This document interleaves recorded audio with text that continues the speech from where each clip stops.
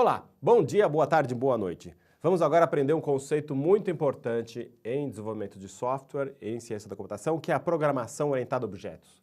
Programação orientada a objetos, ou a gente às vezes chama de POO, é um paradigma de programação que é o mais utilizado na indústria de software hoje em dia e ajuda a gente a construir sistemas de software mais complicados, mais complexos, mais sofisticados, na verdade, né?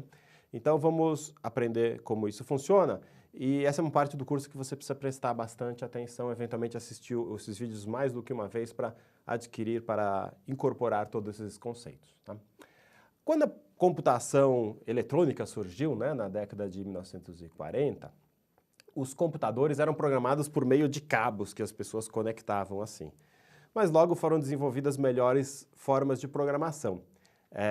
Uma das primeiras coisas que aconteceu foi o surgimento das linguagens de máquina, onde introduzindo uma sequência muito longa de zeros e uns, a gente podia escrever programas de computador. Mas esses programas compostos só por zeros e uns enormes, né, você pode imaginar a quantidade de erros que eram cometidos e a dificuldade de se programar em uma linguagem desse tipo. Então se criou a linguagem de montagem, o Assembly Language, que contém comandos aí um pouco mais inteligíveis para os seres humanos, né? Então, por exemplo, add AX, bx era um comando para somar o registrador AX no registrador BX. O registrador é uma porção da memória muito pequena e muito rápida que tem dentro do processador. Inc era um comando para incrementar alguma variável, algum registrador, por exemplo. Então, tinha esses comandos ali e a gente escrevia programas de computador com uma sequência desses comandos. Mas ainda uma coisa muito próxima do funcionamento da máquina e longe da nossa linguagem comum de seres humanos, da linguagem da matemática e assim por diante, né? Então começaram a se pensar na criação de linguagens de alto nível.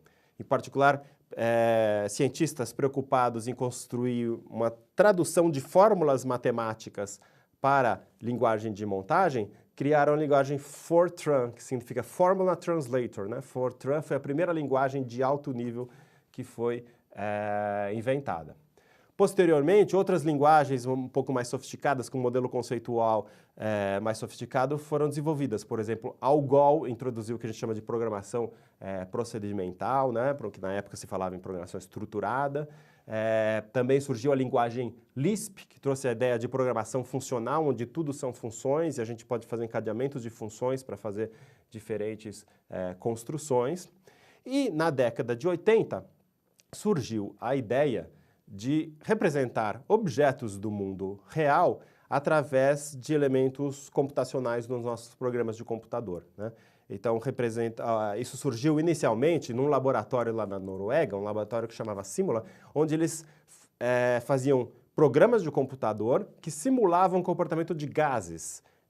Então, eles tinham que representar 1000 moléculas de um determinado gás, mais 5000 moléculas de outro determinado gás, quando a gente coloca eles num espaço, como que é a interação entre as moléculas, né? E daí eles começaram a ver que seria interessante ter uma linguagem de programação onde a gente pudesse representar cada molécula, o comportamento dessa molécula, e daí criar várias, nesse caso, 1000 instâncias de uma molécula e 5000 instâncias de outra molécula e executar o programa, e cada molécula tem o seu comportamento autônomo interagindo com os outros, né? Então criou-se a linguagem Simula, que foi a primeira linguagem orientada a objetos, em que tinha uma forma de eu representar esses tipos de objetos e depois executar os objetos, e os objetos trocavam informações entre si, trocavam mensagens entre si.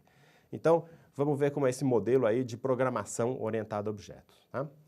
Então, na programação orientada a objetos, a gente tem um elemento básico, é um objeto, que nada mais é do que algo que encapsula, que guarda dentro de si algumas estruturas de dados, algumas variáveis, por exemplo, e mais um código. O código são instruções na sua linguagem de programação, por exemplo, em Python, código que manipula aqueles dados, né?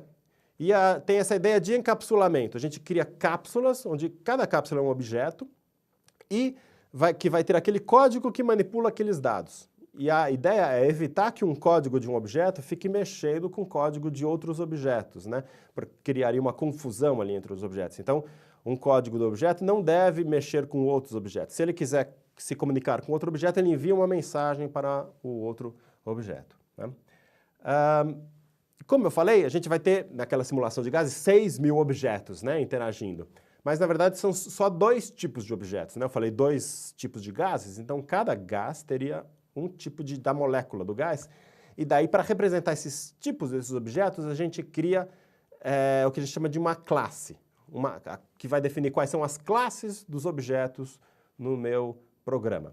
E as classes definem, então, os tipos do objeto, e normalmente o nome da classe representa muito bem o que é aquela classe. Por exemplo, você pode ter uma classe oxigênio, representando moléculas de oxigênio, e uma classe hidrogênio, uma classe vapor d'água, representando as moléculas desses outros tipos de gases, né?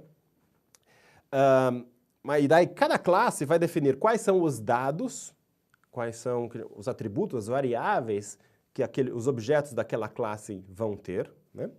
E também o código dos objetos, as funções ali que eu vou poder executar para manipular aqueles dados, tá? Então, as classes definem essas coisas.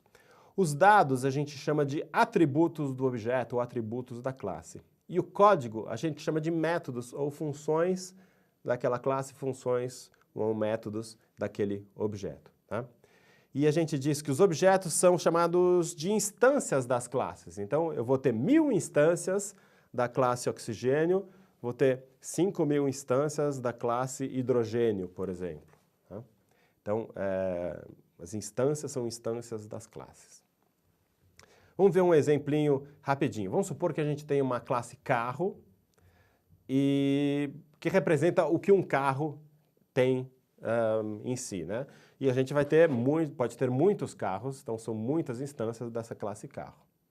Eu vou, para fazer uma brincadeirinha, eu vou criar duas instâncias. Uma chamada de meu carro, que vai ter informações sobre o meu carro, e outra chamada de carro do IME, que é o carro lá do local onde eu trabalho aqui no IME, tá?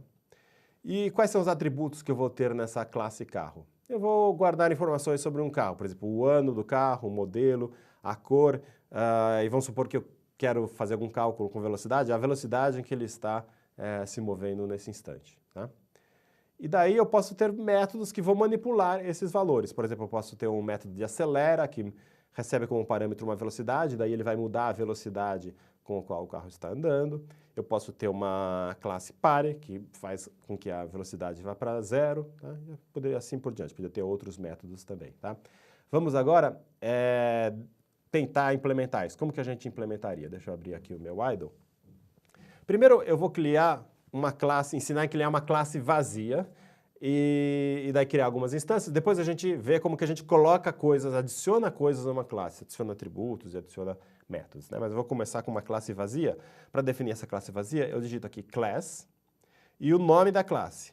Eu vou chamar essa classe de carro, 2 pontos, e daí, aqui na linha de baixo, viriam os atributos, as funções ali da classe, né? Mas eu vou começar com ela vazia. Para a gente dizer que ela é vazia, eu vou simplesmente escrever passo, tá? Então pronto. Fazendo isso, eu já defini uma classe carro, que por enquanto não tem nenhum atributo, nenhuma função, tá? Agora eu quero criar uma instância, quero criar um objeto dessa classe carro. Como que eu faço isso?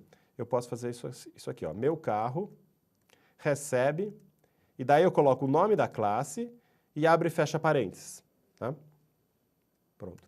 Fazendo isso, eu crio um novo objeto do tipo carro. Então, eu instanciei a classe carro, criei um novo objeto do tipo carro e guardei uma referência para esse objeto novo que eu criei nessa variável meu carro. Então, agora, meu carro, ela se referencia a um objeto ali do tipo carro, tá?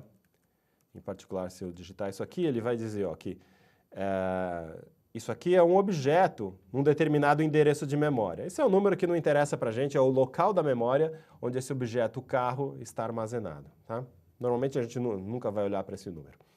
O que a gente vai fazer com o carro, vou mostrar daqui a pouco. Mas antes, deixa eu criar um outro carro. Vou criar o carro do IME. Também vai ser uma nova instância de carro. Então, agora eu tenho duas instâncias. Em particular, se eu escrever aqui carro do IME, a gente vai conseguir ver que ele está em outra posição de memória, porque o endereço daqui é diferente do endereço daqui. São dois lugares diferentes que estão armazenados esses dois carros. Um deles tem uma variável chamada meu carro, que está se referenciando a um deles, e o outro carro do IME se referenciando ao outro dele. Então, agora eu tenho dois objetos do tipo carro.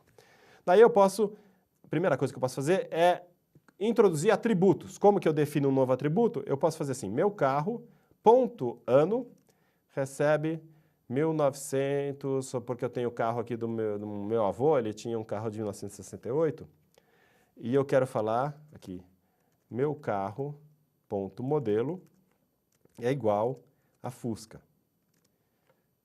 Ele tinha um Fusca 68 azul. Meu carro, ponto cor, recebe azul. Então, o que eu fiz aqui? Eu criei 3 atributos, chamados ano, modelo e cor, e armazenei valores aqui nesses 3 atributos de meu carro. Tá? Então, se eu agora digitar meu carro, ponto ano, ele vai falar que é 1968. Tá? Meu carro, ponto cor, ele vai falar que a cor é azul. Tá? Então, adicionei 3 atributos ao meu carro e coloquei ali valores. Outra coisa, eu posso, por exemplo, no carro do IME, definir que o ano do carro do IME é 1981, o modelo é uma Brasília e carro do IME, ponto cor, amarelo. Tá? Então agora tem essa outra variável, se eu perguntar qual que é o carro do IME, ponto modelo, vai falar é uma Brasília. Tá? Então agora eu tenho 2 variáveis, cada uma delas com esses 3 atributos com valores diferentes. Né? O carro do IME modelo é Brasília e aqui o meu carro modelo, né? Se eu colocar o meu carro ponto modelo, é um Fusca. Tá? Note uma outra coisinha que eu posso fazer agora. Eu posso, por exemplo, ter uma outra variável chamada novo Fusca.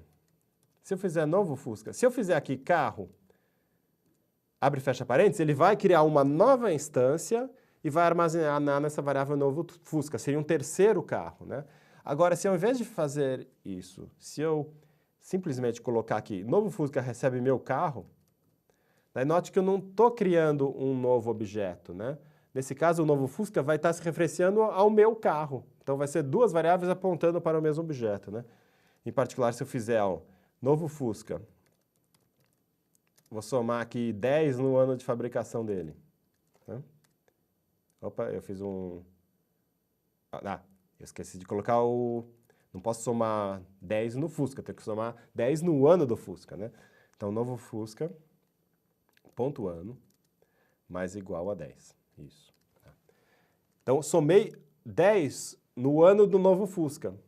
Mas se eu fizer aqui meu carro, ponto ano, foi para 1978, né? Lembra que antes era 1968, mas foi para 78. Por quê? Eu somei o ano do novo Fusca e o ano do meu carro acabou mudando? Sim, porque eram 2 variáveis apontando para o mesmo objeto, porque aqui eu peguei o endereço do meu carro e guardei nessa variável novo Fusca. Tá? Então, com isso a gente já aprendeu nessa primeira aulinha de programação orientada a objetos que nós podemos ter classes e definir classes em Python. Depois, a partir daí, a gente pode criar instâncias dessas classes que vão ser esses objetos. E tipicamente, para cada classe, você vai ter muitos objetos daquele tipo, daquela classe. As classes podem ter atributos. E os atributos, a gente pode atribuir valores a esses atributos e resgatar o valor desses atributos. E podemos até fazer computações, que nem esse novo Fusca pontuando mais igual a 10. A gente fez uma computação ali com um determinado valor de um atributo. Tá? Então, na próxima aula, nós vamos ver como a gente pode criar métodos, né, que vão ser funções que vão manipular esses dados nos objetos e também vamos ver um jeito mais interessante de a gente construir novos objetos em Python por meio do construtor, que é a função init.